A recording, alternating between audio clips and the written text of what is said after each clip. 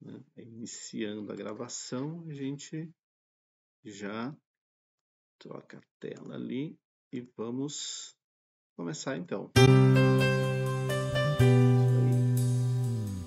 E hoje é o último dia falando desse tema aí sobre machismo e também sobre outros mares. Deixa eu deixar ali.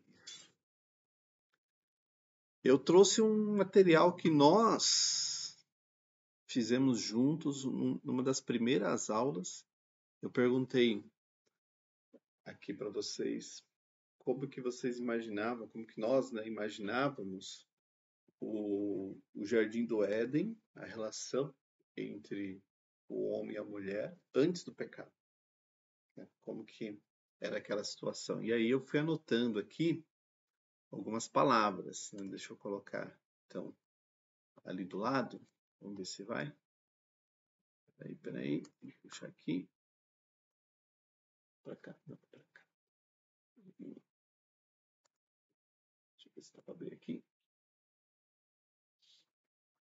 Muito bem, olha, essas são as palavras que nós anotamos quando eu fiz aquela pergunta a respeito de como era a relação entre o homem e a mulher lá no jardim antes do pecado. Nós mencionamos que era perfeito, tranquilo, lindo, paz, sem pecado, sem poluição, sem depressão, todo dia com Deus, né? Tinha união, tinha diálogo, o homem ouvia a mulher, não tinha competição, respeito, amor, igualdade, cumplicidade, mesmos direitos. Então, essas foram palavras, ideias que nós mesmos, na aula, mencionamos quando a gente fez este exercício de imaginar como era a relação entre o homem e a mulher lá no jardim antes da entrada do pecado. E ao longo dessas aulas a gente foi discutindo o que mudou, né? E o grande problema, olhando esse cenário que nós estamos vendo aqui, com o que a gente tem hoje, o ponto de partida para que tudo isso, né, que nós temos hoje seja, né, diferente do que foi lá no jardim, é porque o pecado entrou no mundo. E ao entrar no mundo, trouxe uma série de distorções. E essas distorções, eu até vou voltar aqui para o PowerPoint, nós vimos aí ao longo das aulas. Deixa eu avançar aqui um pouquinho. E vou trocar também o ponteiro para a gente poder ter aqui uma forma de seguir juntos, né? Então, acho que dá para ler, dá. Então, nas nossas aulas, a gente viu que o estado original, né, que é essa condição em que nós mencionamos agora há pouco, anterior ao pecado, tem tudo aquilo que a gente viu. Tem a harmonia, tem a igualdade de direitos, né? Porque não faria sentido Deus construir tudo isso que ele construiu para ser exatamente como é hoje. Então, assim, o que nós acreditamos é que o começo era tudo lindo e maravilhoso. E o pecado é que comprometeu toda essa beleza que Deus havia construído. E a gente percebe logo no começo, quando o homem peca, que Deus pergunta para ele se ele comeu do fruto que Deus tinha dito para ele não comer. E aí o que ele faz? Ele vai e joga toda a responsabilidade para cima da mulher, né? Ele diz, ó, mulher que você me deu, né, ela pegou, comeu, me deu, comi também, e agora temos um problema, né? Mas, continuando aqui, importante mencionar que antes do pecado, quando tudo tinha harmonia, quando tudo tinha igualdade, o homem e a mulher, eles tinham, né, uma característica essencial aqui de imagem e semelhança de Deus. O pecado também distorceu isso aqui. A gente tem uma imagem, uma semelhança um pouco distorcida naquele plano original. Mas quando você lê, né, a criação em Gênesis, no capítulo 1º e no capítulo 2º, fica claro que Deus, ao criar homem e mulher, criou conforme a sua imagem, conforme a sua semelhança. Então, são características que a humanidade tem lá naquela criação. Não é uma característica somente do homem ser imagem ou semelhança de Deus. Tanto o homem quanto a mulher, no passo que Deus cria esse casal, ele dá para o casal esta característica de ser imagem e de ser semelhança. A questão de Deus ter criado primeiro o homem e depois a mulher não deveria ser de forma alguma uma justificativa para dar um destaque para o homem. Deus criou o homem primeiro, então o homem é mais importante, o homem tem que ser o líder, o chefe, né, o manda-chuva. Não vejo isso como uma justificativa para isso. Eu acho que Deus, ele deve ter seus motivos e ele não diz quais são, então qualquer coisa que a gente pense é mera especulação.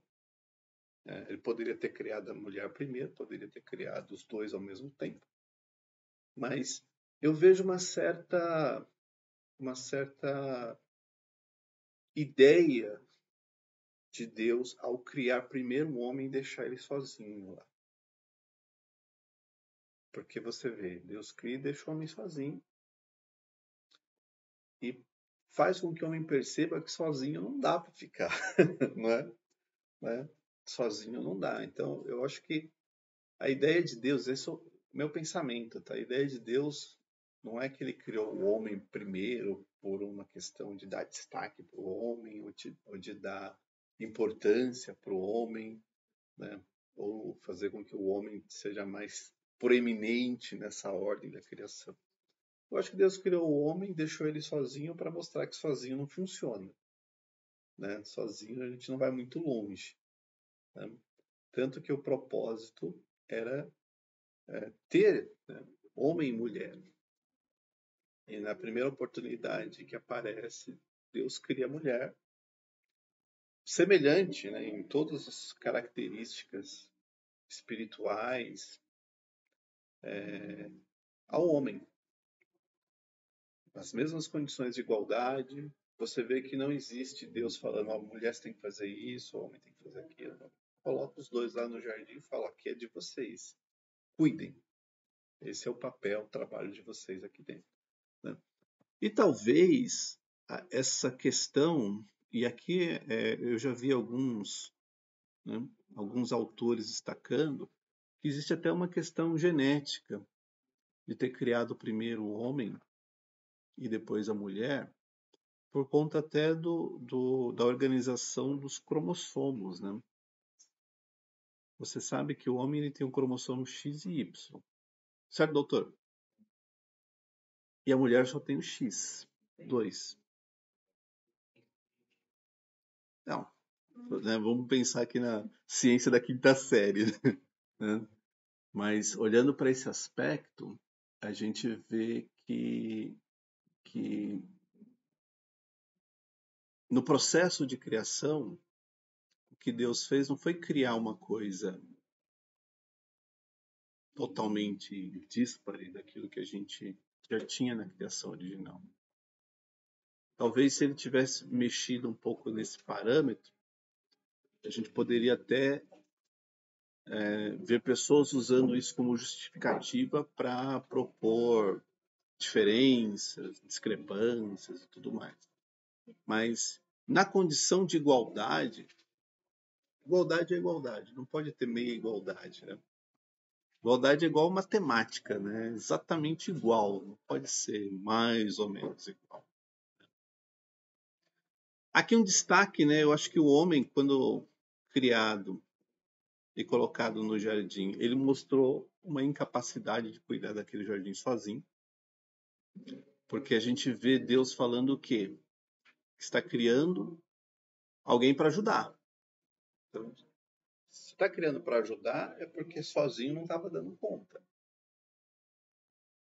E quais os motivos de não estar dando conta? A gente pode listar vários aqui. Né? Mas a importância aqui dessa criação é dar todo o destaque para a mulher como um ser semelhante ao homem, não inferior, não em posição de desigualdade, mas igual. O propósito de Deus não era fazer diferenciação entre o homem e entre a mulher. Então vamos lá. Eu tenho, na verdade, desde o começo, quando você fala de direitos iguais, deveres. Mas para você ter direitos, tem que ter deveres. Quais são os deveres diferentes de mulher e de homem? Daí essa é a maior dúvida de hoje em dia, que é só a mulher tem que trabalhar igual. Então, o homem tem que prover a casa ou não? Por quê? Então, Eu sempre começo pelo porquê. Por que tem que ser assim? O homem tem que prover? Qual é a diferença? O homem tem que ser diferente da mulher? Qual é o papel de cada um na sociedade? Eu vou ensinar para o meu filho, assim, daqui 5 anos, quando ele pensar e ter filho. Acho que, olhando o próprio exemplo que a gente vê neste ato da criação de Deus, Deus coloca o homem no jardim. Deus planta o jardim e coloca o homem lá. Fala, cuida dele. Domina, exerce aí seu papel de cuidador desse jardim. Só que sozinho o homem não deu conta, porque o propósito de Deus foi criar uma pessoa para ajudar. Se vai ajudar é porque sozinho não dá conta. E não é só conta no sentido físico da coisa, do trabalho. Talvez alguém para comunicar, alguém para dividir, alguém para compartilhar. Ele vai e coloca a mulher. Exatamente para ajudar nesse papel de cuidado. Então, só que a gente não vê nesse relato Deus dividindo papéis. Assim, ó, você cuida dos animais e você cuida da casa, né? Não vê, ele simplesmente põe e fala, cuida. Então, na prática, Deus tinha delegado, já que ele não divide os papéis, então ele delega para o próprio casal a forma como eles vão resolver as coisas. Sem a necessidade de um estar no lugar fazendo uma... Trabalho de vocês, dividam da forma como vocês acharem melhor. Então, na prática, eu acredito que, tomando isso como exemplo, os papéis eles têm que ser definidos em comum acordo. O que você quer e o que eu quero. E como que a gente chega num denominador comum com o objetivo de cuidar desse jardim, que é a casa, é a família, o lar que eles estavam. Então, acho que o princípio mais importante é o princípio da concordância. Né? Por isso que lá na frente a gente vê um versículo que é chave, né? Que não darão dois se não tiverem concordância. Então, acho que o ponto-chave aqui é: estamos nesse jardim, temos que cuidar dele, senão ele vai ficar uma bagunça. Então, como que a gente distribui? O que eu posso fazer? O que você pode fazer? Como que a gente chega nesse acordo? Então, a questão de ser provedor, ela vai depender muito de momentos e momentos. E eu acredito que esses momentos eles são voláteis. Então, vamos pensar numa situação aonde, por exemplo, o homem trabalha, ficou desempregado. Mas a mulher trabalha e ela tem um salário. Então, naquele momento, talvez ela estaria exercendo o papel de provedor. No dia que ele arranjar um emprego, voltar a trabalhar, eles podem dividir esse papel de prover, porque não existe nenhuma evidência nas escrituras a partir da criação. Existe depois da criação é tudo pecado. Então, tudo que é pecado é controverso. Então, vamos partir por aí. Não quer dizer que tudo que é depois está errado. Não é? que aí também seria muito radical, né? Mas olhando pelo ponto de vista do início da criação, ali deveria existir colaboração e concordância. Porque senão a gente já teria um jardim do Éden anterior ao pecado com, né, desigualdade, onde um estava dominando o outro, ou um mandando o outro. E quando a gente vê lá no capítulo 3, Deus colocando as sentenças, ali fica claro que a desigualdade começa por causa do pecado. Porque ele fala, olha, você vai querer dominar seu marido, mas é ele que vai te dominar. Se já fosse desse jeito antes do pecado, aquilo não seria sentença, seria um fato. Já era daquele jeito, não tinha nada novo. Da mesma forma que quando Deus fala, olha, eu vou multiplicar a sua dor.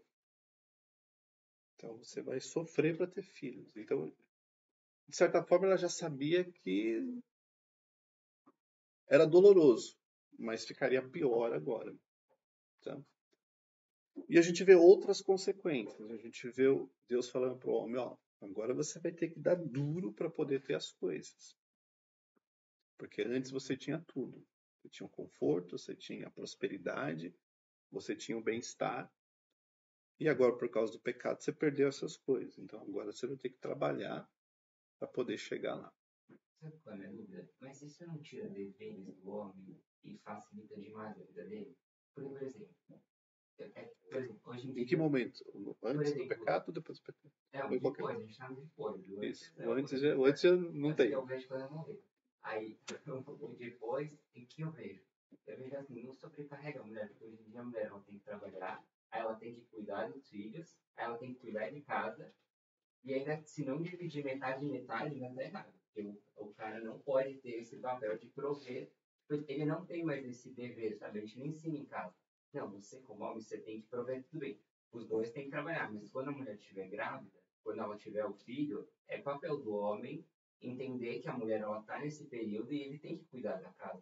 E eu acho que tira essa responsabilidade do homem de hoje. Não, mas se a gente tem igualdade, concordância, eu acho que a igualdade e concordância ela não é só nos direitos, ela também tem que ser nos deveres. Então, assim, os deveres, eu acho. Eu acho que, olha, nós temos essa casa? Temos. Então, se eu fizer uma tarefa, eu faço uma tarefa e você faz a outra. Então, talvez o grande problema é que, por achar que é provedor, o homem traz o dinheiro e a mulher faz o resto. Quando não deveria ser assim. Então, assim, se você faz a comida, eu lavo e guardo a louça. Então, se você vai... deveria buscar concordância e igualdade por esse ponto de vista, dividir as tarefas, porque foi como eu comentei, não me parece que Deus falou, a mulher cuida da casa e o homem trabalha. Não foi o que ele falou lá no jardim, ele colocou no jardim e falou assim, agora é de vocês, cuidem. Então, deveria se buscar um acordo, né, nesse sentido, de vamos dividir as responsabilidades e vamos trabalhar para que haja essa harmonia e essa boa convivência que Deus espera, porque Deus não coloca duas pessoas para viver em pé de guerra. Deveriam minimamente viver como ele propôs no começo, em harmonia, né? Aquelas palavras que eu coloquei agora há pouco, que a gente discutiu numas aulas anteriores. Para mim, esse é o ponto mais difícil, os deveres que os homens perderam, assim. Porque, por exemplo, hoje em dia, você, para estar junto, você não precisa mais casar, só pode morar. Hoje em dia, para ter sexo, todo mundo aqui é adulto, você não precisa mais casar também. Então, o cara conseguiu, se ele quiser, ele faz todo mundo e não precisa nem ter a decência de falar, oi, tudo bem, eu vou cuidar dessa mulher para sempre. Você não acha que a gente perdeu isso, o homem perdeu esses deveres? Eu acredito que... Ou isso não é dever do homem, tanto faz. Eu acho... Sexual para todo mundo. Eu acho que, pegando um pouco da sua pergunta, eu acho que o que o homem perdeu foram valores.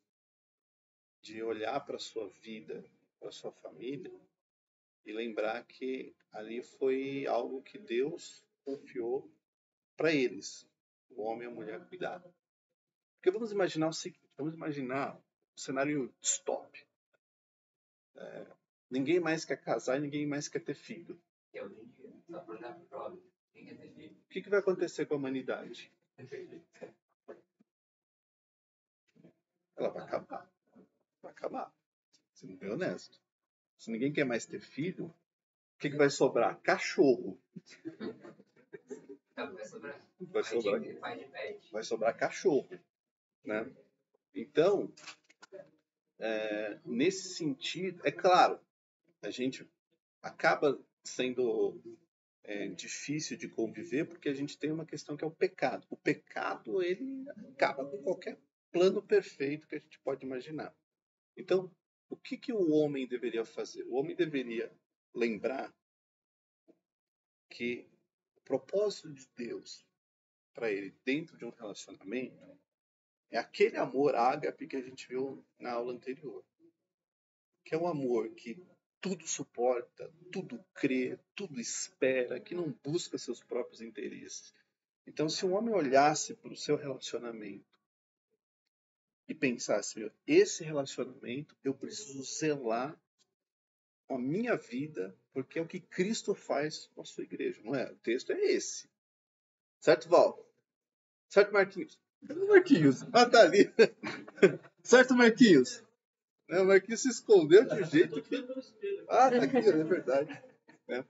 Então, pensando nesse contexto de que, olha, o amor de Deus, o amor de Cristo pela igreja, deveria ser um reflexo do amor do homem pela sua família, pela sua esposa, o homem, então, entraria num relacionamento como?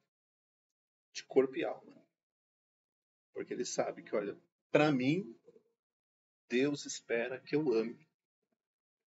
Não no sentido físico apenas, mas no sentido espiritual, como está lá em Coríntios 13. Vocês viram, né? Eu trouxe os textos em grego, a gente viu que a raiz daquele amor é o amor ágape. Se isso acontecesse, a gente teria, por exemplo, né, uma mudança radical na forma em que as coisas acontecem dentro de casa. Porque o homem falou assim, não, você tem que amar, eu tenho que suportar. E suportar não é só tolerar, né, como às vezes a gente pode pensar, né?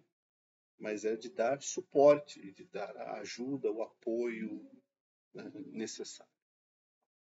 Se eu tenho que amar, eu tenho que eliminar os meus interesses e buscar os interesses, né, que são vitais para esse relacionamento. Então, se os homens mudassem esse chip, a gente com certeza teria um impacto do quê? De homem que casa e abandona a família, não procura outra mulher, que é a coisa mais comum. Não que não tem mulheres que façam, também tem, mas é mais comum entre os homens abandonarem as suas famílias e procurar outra, para abandonar depois, né? Porque no final isso pode virar um ciclo, né? Casa aqui, aí abandona, casa lá, abandona e assim vai. Então, eu acho que o problema do dever do homem deveria começar exatamente aí. Olha, seu dever, amar como está nesse texto. Então, você quer um dever? Começa com esse. Começa amando desse jeito. E aí você já fala, bem, por esse amor eu posso guiar muita coisa da minha vida. Porque lá ele diz que eu tenho que crer, suportar, esperar, não tenho que buscar os meus interesses. Então, ali já tem muita regra boa para se viver. Né? Então, se os homens querem um dever, comecem o dever de amar as suas esposas como Cristo ama a igreja. Acho que é isso. Como eu ensino isso, se as mulheres buscam outro direito? Vou falar do feminismo. Eu vou entrar nele daqui a pouquinho. Então, vou entrar no... Então, vamos lá. Então, só vou terminar esses 3 pontos e aí a gente entra no assunto do feminismo, porque eu vou comentar aqui. Então, o pecado trouxe essas distorções, está aqui, né, como a gente viu. Então, do pecado para frente, é tudo distorcido.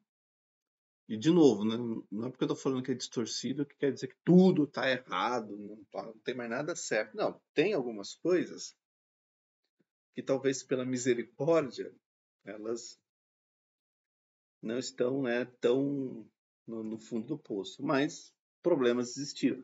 Quer ver um exemplo? Que talvez pode ser meio chocante. Quando Deus tira o povo de Israel, aliás, quando Deus chama Abraão, antes da lei, Deus fala para Abraão o seguinte: olha, Abraão, todo menino nascido aí da sua casa, seu descendente, tem que ser circuncidado. E essa circuncisão passou a ser um sinal desta aliança que Deus fez com Abraão e com a sua descendência. Todo mundo está entendendo, né?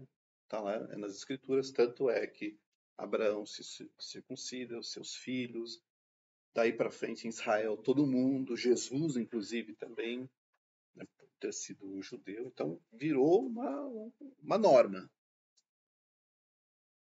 Mas mulher não pode se circuncidar. Então você percebe que, como a lei traz essa distinção, né, a única forma de eliminar essas coisas é onde? É através da graça. Aqui, ó.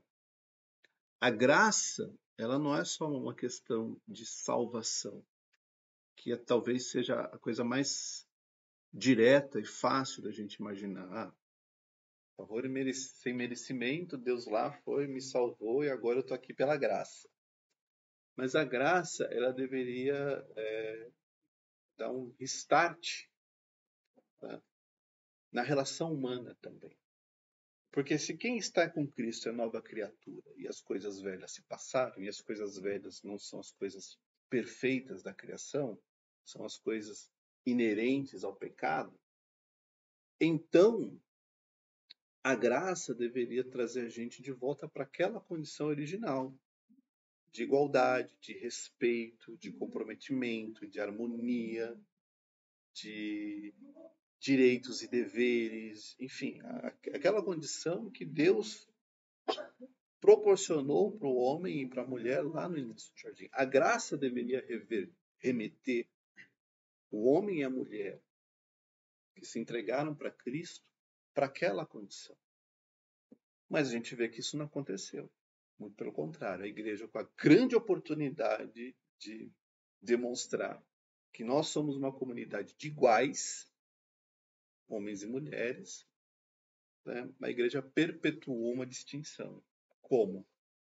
Durante muitos séculos, só homens tinham voz dentro da igreja, na liderança e por aí vai. Tá? E isso é fato porque quando a gente vê, tanto em Joel quanto em Atos, o Espírito Santo sendo derramado, o texto diz o quê? Nos últimos dias, derramarei o meu Espírito sobre vossos filhos e vossas filhas. O texto diz exatamente isso. Específico. Para não ter, né? E Deus prefere ser específico para não ter dúvida. Então, ele não fala, eu vou derramar o Espírito Santo sobre vocês. Aí a pergunta que ficaria, vocês quem? Os sacerdotes, os profetas, o povo no geral, os homens e as mulheres. Não, ele fala, os vossos filhos, vossas filhas. E continua, vossos servos e vossas servas. Porque Deus é específico ao dizer que aqui é para tudo. Para um lado e para o outro. Não teria distinção. E a gente vê que o Espírito Santo, quando ele divide os dons, ele não divide os dons pensando, olha, esse aqui são para os homens, esse aqui são para as mulheres. Esse aqui é que os homens é quem vão exercer, esse aqui é as mulheres. Ele distribui segundo aquilo que ele, do jeito que ele quer. E ponto final. Tá? Tudo isso nós estudamos e falamos ao longo dessas aulas, mas hoje eu trouxe a questão do feminismo, né? Porque o feminismo é uma realidade, não dá para dizer que ele não existe. Certo, Marquinhos? Estou te vendo ali pelo espelho. Não adianta esconder, não. Qual que foi a premissa original do feminismo? Porque Gente, às vezes é importante a gente entender que uma ideia, quando ela nasce boa, ela tem seu valor. A ideia do feminismo, ou uma das, vamos dizer assim, era trazer para a mulher a mesma condição de direitos e também deveres, óbvio, né, que o homem tinha. Essa era a premissa original, uma das, né, do feminismo. Então, assim, se você vota, a mulher também tem que votar. Se você trabalha, a mulher também tem que trabalhar. Não pode, não pode um ter um direito e o outro não ter. Então, o que o feminismo pretendeu na sua concepção original é dizer não. Os direitos estão aí. Talvez qual que é o cuidado que a gente precisa colocar sob perspectiva certa? É que o direito ele não pode virar uma obrigação. Talvez aí é que a gente começa a ver algumas distorções dentro do feminismo. Eu vou dar um exemplo mais claro. Se ele diz que a mulher tem o direito de trabalhar, eu acho que o ponto primeiro é a mulher tem o direito de decidir se ela quer trabalhar. Porque pode ser que ela não queira trabalhar. Então, eu acho que quando um movimento diz que você só é se você fizer assim, você tira uma premissa que é a premissa da escolha. Então, se a mulher não quer trabalhar, ela também tem esse direito. Não quero, acabou, quero ficar em casa. Quero acordar cedo, quero ter chefe, eu quero ficar em casa, cuidar da minha casa, acabou. Ela também tem esse direito. Então, acho que pensando em direitos, o direito mais importante aí é o direito de escolher. Você vai querer levantar a mão? Então, direito de escolher. Então, ela tem que ter o direito de escolher o que ela quer para a vida dela. Se ela quer trabalhar ou se ela quer ficar em casa. Se ela quer ascender socialmente ou se ela quer ser dona de casa. Enfim, diga lá. Que o feminismo, na verdade, ele é um movimento político. Ele começou no momento que estava acontecendo as ideias da Revolução Francesa, e era um movimento para colocar mulheres na política. Tipo, as mulheres queriam participar da política, de decisões assim. Quando aconteceu a Revolução Francesa, elas não entraram na política. Ficou só os homens, eles ignoraram todas as mulheres que ajudaram a fazer a Revolução Francesa. E ela começou com um movimento de mulheres ricas e com acesso à educação. Então, tipo, começou já com um movimento meio elitista, assim, meio só gente rica que entende esse tipo de coisa. E aí ele tomou força de novo com o movimento das sufragistas para ter direito de votar, ter acesso ao voto. Também era uma coisa bem elitista, era só mulheres ricas que faziam. Essa questão do dona de casa começou nos anos 70, porque as meninas que faziam parte desse movimento viram que as mães eram essas donas de casas perfeitas, elas estavam miseráveis, eram completamente infelizes, muitas tinham vício em drogas, e tipo, elas começaram a questionar, tipo, a gente quer ser dona de casa, mas por que você quer ser uma dona de casa? Quem que disse que isso é o ideal? Então, eu acho que às vezes o movimento feminista coloca em xeque, tipo, você quer isso, mas você quer isso porque alguém te disse que é o ideal ou porque você realmente é um desejo que você tem? E eu acho que nem entra nessa questão de dever e obrigação. Eu acho que é mais uma coisa política mesmo, tipo. Porque homens e mulheres não interagem só em quesito casamento, eles interagem em outros âmbitos, no trabalho, na Hoje, né? escola, isso. Hoje. Antes também, tipo, mulheres sempre Menos. trabalhavam, sempre, Mas acho que não nos mesmos espaços. nem sempre, Nem mas tipo, sempre nos mulheres, mesmos principalmente espaços. mulheres empobrecidas, sempre trabalharam, sempre estavam no campo, Sim, sempre mas não estavam nos nas mesmos empresas. espaços. Que eu acho que o ponto aqui é a mulher agora quer poder estar nos mesmos espaços que o homem trabalha. Sim. Por exemplo, por que engenharia tem que ser um lugar só para homem? Não pode ter engenheira. Uhum. Então, acho que a questão aqui é garantir que a mulher possa ocupar os espaços que ela quer ocupar. Sim. Tá? E Então, tem que ter um cuidado, porque como e nem dar sempre esse oportunidade. espaço foi ocupado pelos dois, tem homens que não sabem se comportar quando tem mulheres nesses espaços. Então, eu acho que veio um pouco pra discutir, tipo, por que que você tá tratando esse tipo de pessoa assim só porque ela é uma mulher? Entendeu? Aí eu acho que esse quesito do casamento em si, de um relacionamento entre homem e mulher amoroso, nem sempre foi o objetivo de um tópico do feminismo. Mas nem sempre é, Acho que entendeu? não é o ponto central. É. Mas eu digo que a questão do feminismo está muito. Acho que o passo anterior é dizer, olha, você tem o direito de escolher o que você quer. Uhum, Então, se você não quer ocupar determinado espaço, também é seu direito de não uhum. querer esse espaço. Né? Porque senão dizem, você é obrigado a ter esse espaço. Será que é? Porque se eu estou promovendo uma emancipação obrigada, isso não é uma emancipação, isso é uma imposição. Então, assim, não querer também deveria ser uma opção para a mulher. Se ela não quer, não é que ela não der o espaço, ela tomou a decisão de não querer. Mas acho que alguém ia fazer uma pergunta. Eu acho que eu concordo que o feminismo ele tem preceitos bons, não começa com ideias boas, porque se você for pegar quem planejou isso, quem levantou eles, Mary Wollstonecraft, que é a primeira, a prova feminista lá em 1796, ela vai falar de um tom que ela menospreza a mulher. Ela menospreza a mulher que ela fica em casa, que ela tem filhos. Ela fala com esse tom de essa mulher fútil. Mulher fútil, mas todas as mulheres faziam isso, então não era futilidade fazer o que todas as mulheres faziam. Então esse tom de menosprezo da mulher que ela gosta de se cuidar, que ela gosta de ficar em casa, que ela gosta de ficar com filhos, ela colocava num tom que fosse desmerecedor. Então, para você ser um ser humano racional, você teria que estudar, teria que trabalhar.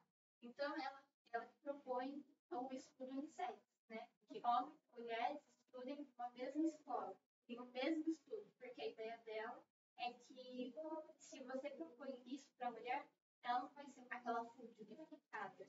Ela fala, né? Tom de menosprezo.